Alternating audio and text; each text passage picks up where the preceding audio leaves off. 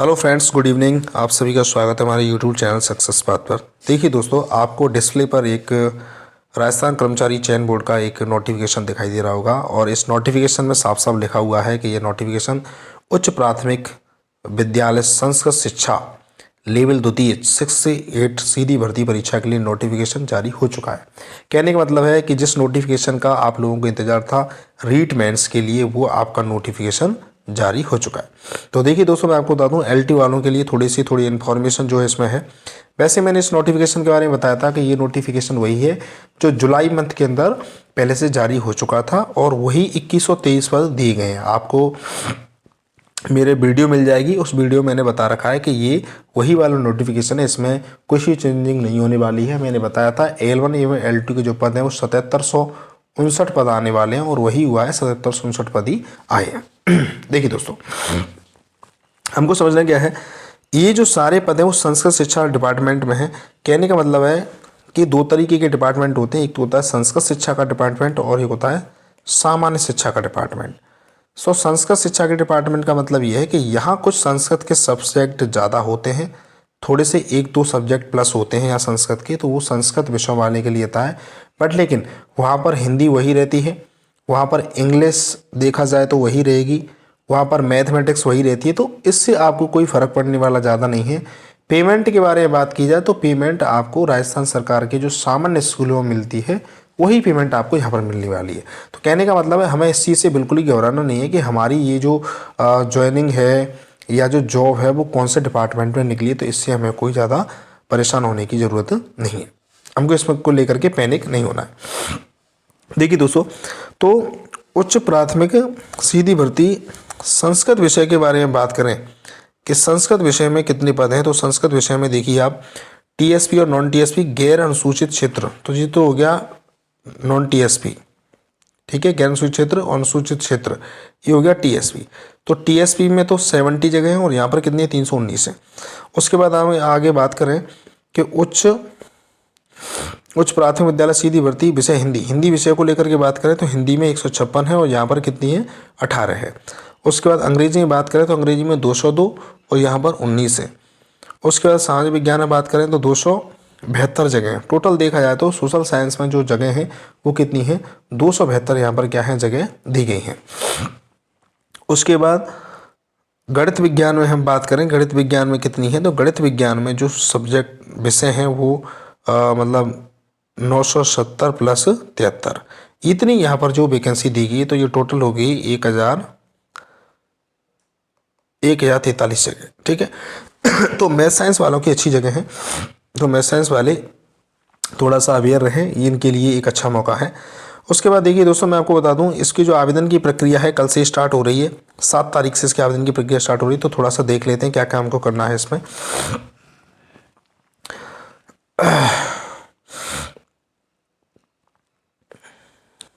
आवेदन की प्रक्रिया के बारे में बात करें कि आवेदन की प्रक्रिया में बात करें तो बोर्ड द्वारा ऑनलाइन एप्लीकेशन फॉर्म माध्यम से ही प्राप्त किया जाए, बिल्कुल सही, ऑनलाइन ही प्राप्त होगा और ई मित्र के माध्यम से भर सकते हैं। ऑनलाइन आवेदन पत्र भरने से पूर्व सर्वप्रथम अभ्यर्थी विस्तृत विज्ञापन राजस्थान संस्कृत शिक्षा राज्य एवं अधीनस्थ सेवा नियम 2015 एवं संशोधनों का अध्ययन आवश्यक रूप से कर लें। वो कह रहा है इसका अध्ययन आप करें, उसके बाद आप फॉर्म भरें, वैसे ही आप फॉर्म भरने के लिए ना जाएं।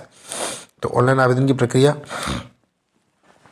इसमें ये भी लिखा हुआ है कि OTR के थ्रू काम होगा। तो OTR का थ्रू का मतलब है वन टाइम रजिस्ट्रेशन, एक ऐसा फॉर्म होगा जो वन टाइम भरा जाएगा, वन टाइम ही आपसे उसकी फ़ीस ली जाएगी और बाद में आप क्या कर सकते हैं, जितना चाहे उतने आप उस फॉर्म भर सकते हैं। उस डिपार्टमेंट के अंदर कोई भी वो आती है, कोई भी एग्जामिनेशन आती है, उसका फॉर्म आप फ्री ऑफ कॉस्ट भर सकते हैं, केवल के वन टाइम ही आपका पैसा लगेगा। तो देखिए दोस्तों, जिन स्टूडेंट्स ने अभी OTR नहीं करा रखा है तो क्या करें, जल्दी से जाकर के अपना OTR भी कराएं और अपने फॉर्म को भरने की जल्दी से जल्दी कोशिश करें। बॉडी मार्क के बारे में बोला गया, बॉडी मार्क होगा तो आपको बताना पड़ेगा, तो फिर को बता देना, कोई दिक्कत नहीं है। एक बार ये पंजीयन शुल्क मतलब OTR का एक बार शुल्क कितना है, तो देखिए सामान्य वर्ग जो क्रीमी लेयर श्रेणी के अन्य पिछड़ा वर्ग के 600 रुपये। कहने का मतलब है जो सामान्य वर्ग है और क्रीमी लेयर है, मतलब जो OBC में आता है बट लेकिन वो क्रीमी लेयर में आता है, मतलब उसकी 8 लाख से ज़्यादा उसके घर वालों की इनकम है, तो उसके लिए कितना लगेगा, 600 रुपये लगेगा। और नॉन क्रीमी लेयर में आता है तो उसके कितने लगेंगे, 400 रुपये लगेंगे। और यदि वो दिव्यांग है तो उसके कितने लगेंगे, 400 रुपये लगेंगे। कहने का मतलब है यहाँ आपका OTR रजिस्ट्रेशन में जो भी पैसा लगे उसको आपको देना है और अपना काम करना है। और यहाँ पे लिखा हुआ है अनुसूचित जाति या जनजाति, इनके भी कितने लग रहे हैं, 400 लग रहे हैं। तो भाई यहाँ पे आपका पैसा लगेगा। आगे चलते हैं, तीसरे पॉइंट पर क्या लिखा हुआ है, उच्च प्राथमिक विद्यालय संस्कृत शिक्षा सीधी भर्ती के वर्गवार रिक्त पदों का विवरण। ठीक है भाई, इन्होंने वर्गवार भी कर दिया है तो इससे कोई दिक्कत नहीं है। जो भी पद हैं वो इस तरीके से रहेंगे, ये जो बांटना चाहेंगे उसी तरीके से पद बटेंगे, हमारे होने जाने से कुछ होगा नहीं। इसमें लिखा हुआ है कि अति पिछड़ा वर्ग के लिए क्या है, राजस्थान राज्य के अति पिछड़ा वर्ग में जातियाँ 5% आरक्षण दिए है। बिल्कुल सही बात है। जो भाई जो अति पिछड़ा जो SBC में आती हैं, जैसे कि देखा जाए तो गुर्जर समाज आता है इसमें, और इसमें बघेल समाज आता है, गाड़ी या लोहार करके आते हैं। ठीक है, ऐसे करके सब 5 जातियां हैं जो इसमें इंक्लूड होती हैं SBC में। उनके लिए कितना है, 5% का आरक्षण दे रखा है। उसके आगे चले, भूतपूर्व सैनिक वगैरह सबके लिए दे रखा है। उत्कृष्ट खिलाड़ी के लिए भी कुछ ना कुछ आरक्षण होगा, तो उससे तो कोई मतलब नहीं है, गवर्नमेंट की स्कीम है, चलने दीजिए। आप तो अपने ऊपर ध्यान देना है बस आपको। वेतनमान के बारे में बात करें, वेतनमान आपको कितना मिलेगा, तो क्लियर कर दिया है वेतनमान के बारे में। लेवल 10 के अकॉर्डिंग आपको वेतन इसमें मिलेगा, और लेवल 10 में 23,700 रुपये शुरुआत में आपको मिलते हैं, मैं आपको बता दूं। ठीक है, लेवल 10 का ये रहता है, 23,700 रुपये आपको इसमें मिलते हैं। आगे चलें, ये आपकी वो है योग्यता है, कितना परसेंटेज होना चाहिए। मोस्टली सबकी 50% से ऊपर होगी तो कोई दिक्कत ही नहीं है। आयु के मामले में भी है, आयु के मामले में ध्यान रखना ये है कि 1/1/2026 को 18 वर्ष की आयु प्राप्त किया होना चाहिए, और 40 वर्ष से अधिक नहीं होना चाहिए। भाई 40 से तो आप अधिक के नहीं होने चाहिए, और 18 वर्ष के हो जाने चाहिए। आप जो 1 जनवरी 2026 जो आ रही है उसमें आपको 18 हो जाने चाहिए। और इसमें क्या है, 3 वर्ष की छूट भी देने का प्रावधान है, इसको आप देख लेना यदि आपको ज़रूरत हो तो। वैसे मैं समझ रहा हूँ 40 साल का कोई ऐसा स्टूडेंट होगा नहीं जो इसको देखना चाहेगा। आवेदन प्रक्रिया जो मोस्ट है, आवेदन प्रक्रिया के बारे में हम बात करें कि आवेदन प्रक्रिया क्या रहेगी, तो आवेदन प्रक्रिया को मैं आपको बता दूं, 7/11 से 6/12 रात्रि 23:59, मतलब रात के 11:59 तक क्या रहेगा, ये जारी रहेगा। तो ये आप क्लियर है। कल से आपके फॉर्म भरे जा रहे हैं, तो आप सारे अपने डॉक्यूमेंट्स आप तैयार कर लें जिससे आप उसको कर सकें। परीक्षा के आयोजन के बारे में बता दूं, परीक्षा का आयोजन आपको पता होगा, आप पहले से ही बता रखा है, 17 जनवरी से लेकर 21 जनवरी के बीच में परीक्षा होने वाली है, तो ये भी आपको डेट पता होगा। तो आप भाई अपनी पढ़ाई को बिल्कुल अच्छे तरीके से स्टार्ट कर दें। आप ये मानिए कि आप तो एक्सप्रेस गाड़ी बन जाइए, जिससे कि आप अपने मुकाम पर जल्दी से जल्दी पहुंच सकें। और देखिए सारा जो दे रखा है वो नॉर्मल ही है, इतना ज़्यादा नहीं है इसमें खास।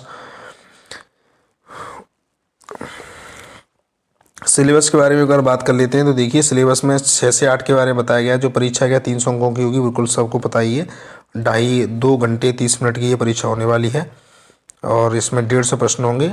150 प्रश्न मल्टीप्लाई बाई 2, 300 इस तरीके से अंक आपका बनता है। ठीक है, अब इसके सिलेबस को आप देख लें। भूगोल आपकी में दे रखी है, ये 80 नंबर का मटेरियल है, भूगोल इतिहास संस्कृति का। ठीक है, 80 50 ये टोटल आप अपना सिलेबस देख लें। सिलेबस नो चेंज है, सिलेबस में आपकी कोई चेंजिंग हुई नहीं है। सिलेबस आपको वही है जो पहले से दे रखा था। बस केवल और केवल अब आपको क्या करना है, एक अच्छे माइंड सेट के साथ अपनी तैयारी को करना है, जिससे कि आप इस परीक्षा में सेलेक्ट हो सकें। कुछ नहीं, वही है, सारा का सारा सिलेबस है, इसमें कोई बिल्कुल भी चेंजिंग नहीं, वही वाला नोटिफिकेशन है। तो आप सभी के लिए मैं कहूँगा कि बेस्ट ऑफ लक है पहले से ही, और आप अच्छे तरीके से अपनी पढ़ाई को स्टार्ट करें, जिससे कि आप इस परीक्षा में इस जो भी जितने ही पद दिए गए, चाहे पद कम है, कम में भी आप क्या हो पाएँ, सेलेक्ट हो पाएँ। क्योंकि कहते हैं ना कि